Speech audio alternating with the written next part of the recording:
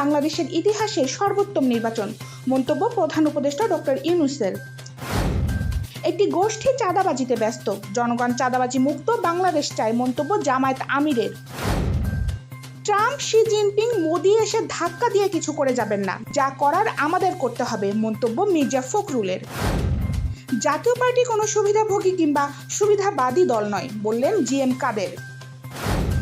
রোববার সারা দেশে মহাসমাবেশের ঘোষণা পলিটেকনিক শিক্ষার্থীদের। গুলশানে বন্ধ ব্যাটারি রিকশা, প্রতিবাদে চালকদের মিছিল।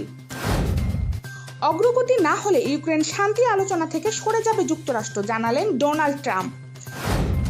এবং নারী বিশ্বকাপের মূল পর্বে জায়গা করে নিল বাংলাদেশের নারীরা।